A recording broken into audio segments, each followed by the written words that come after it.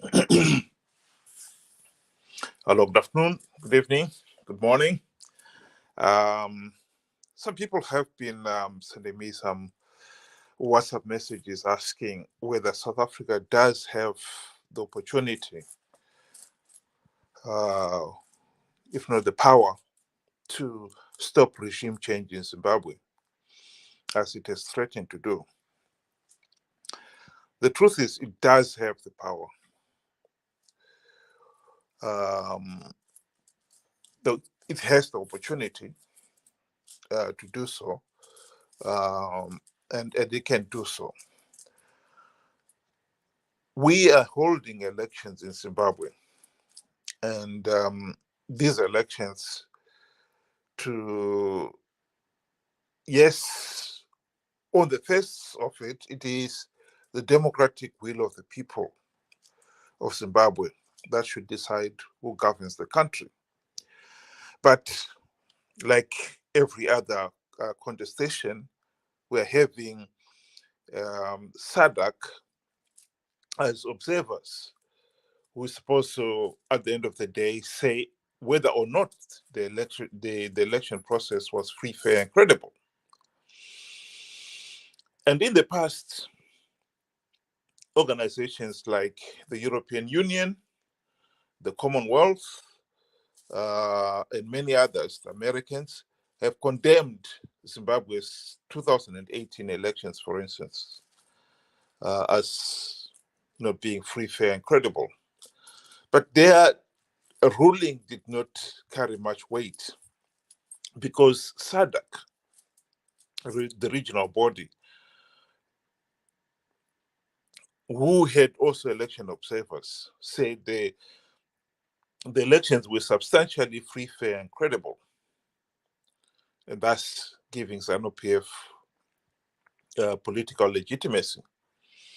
So in this particular case, we know that South Africa is a key player in SADC. It is the big brother in SADC. And I think in this particular case, if South Africa decided to endorse the elections as being free, fair, and credible, the many other SADC countries will probably not be able to object, and South Africa will carry the day. So in this particular case, what is happening here is South Africa's argument is that the sanctions imposed by the West, mainly the Americans, the British, and the European, should be lifted. And the argument is they had the opportunity to lift those sanctions after the 2017 military coup that removed Mugabe. For some strange reason, South Africa believes that the removal of Mugabe justifies the lifting of the sanctions. It doesn't. The removal of Mugabe did not change the political situation in Zimbabwe. During Mugabe's time, Zimbabwe was a pariah state. And after Mugabe was removed, Zimbabwe still remained a pariah state. What happened in November 2017 was nothing more than musical chairs, where, yes, the dictator himself was removed, but he was only replaced by another one. And a few other people around Mugabe were removed, but that was it.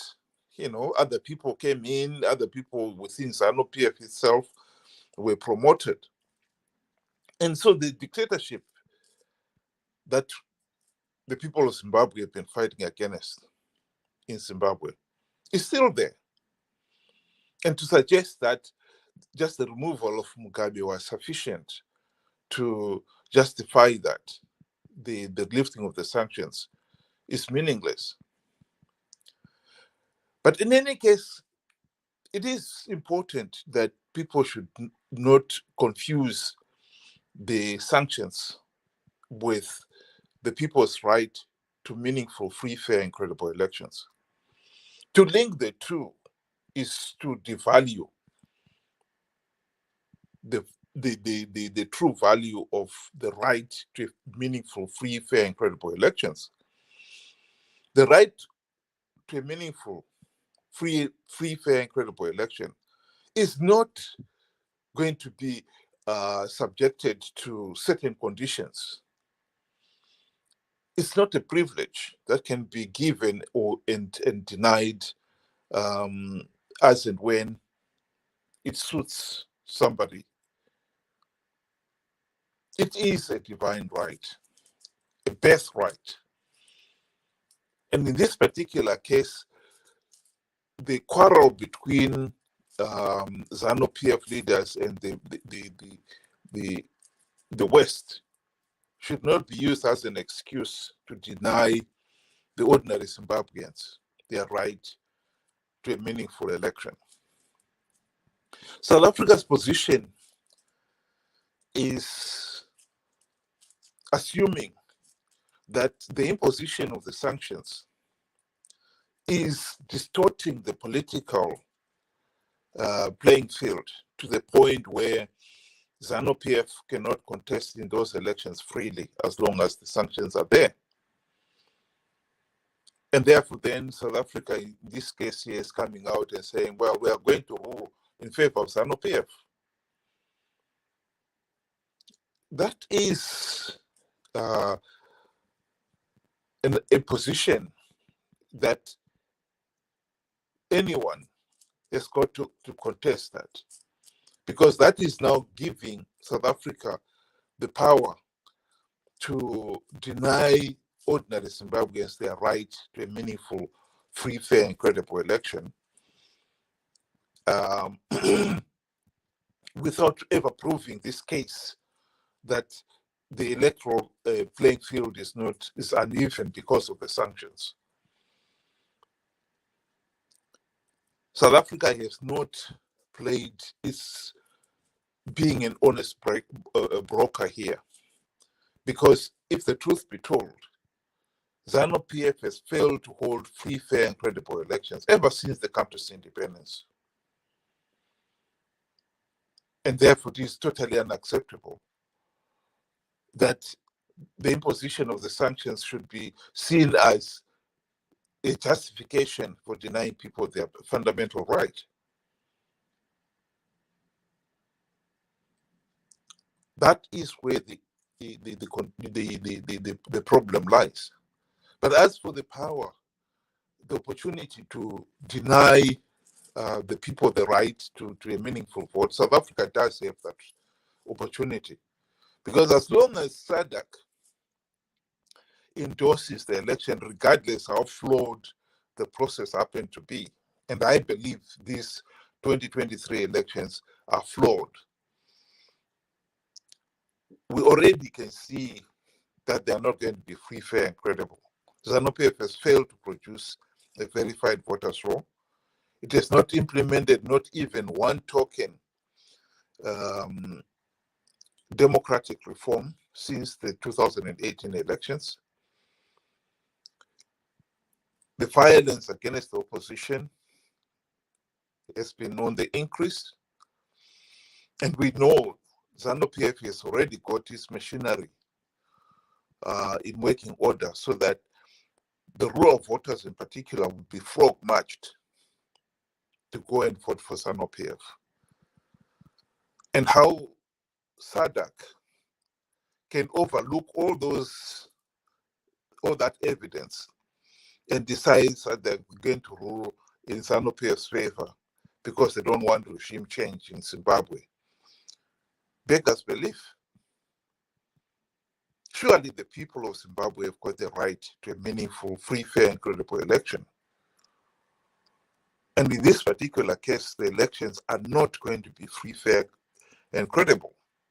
And that should be the premise on which South Africa and the rest of SADC judges the elections.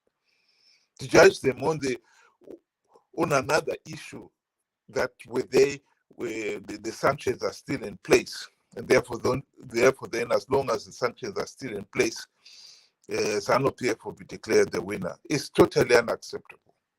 Totally unacceptable. And unless South Africa changes its position, to be quite honest, we may just as well call off these elections. Because they've already prejudged the result. Whether Zanu PF blatantly rigs these elections, South Africa is saying they will declare Zanu PF the winner.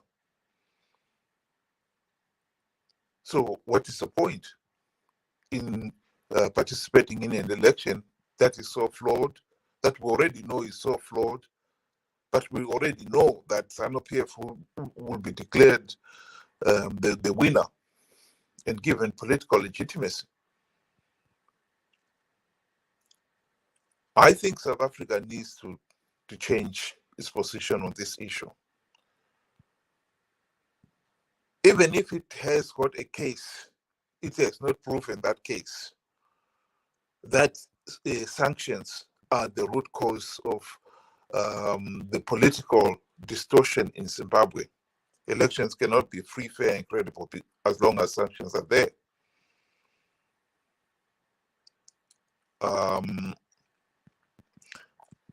For the ordinary people of Zimbabwe, I think they've been denied the right to a meaningful say in the governance of the country for far too long. We've waited throughout the years of the armed struggle, fight for independence. And when we got our independence, that right was still stolen from the people by Zanu PF. And Zanu PF has never held free, fair, and credible elections up to today. And now it turns out that South Africa is stepping in and giving Zanu PF guarantee to stay in power as long as the sanctions are still in place. We, the ordinary people of Zimbabwe, have nothing to do with the sanctions. And to be denied our right because of a quarrel between Zanu PF and the West is totally, totally unacceptable. And I think South Africa should seriously review this position. It's illegal and it's totally unjustified and it's totally unacceptable. To any thinking Zimbabwean out there, this is totally unacceptable. South Africa cannot play the big bully in SADC and start deciding who is to govern an independent SADC country in such a blatant way. That is totally unacceptable. That is unacceptable. And I think South Africa must review this position. Thank you.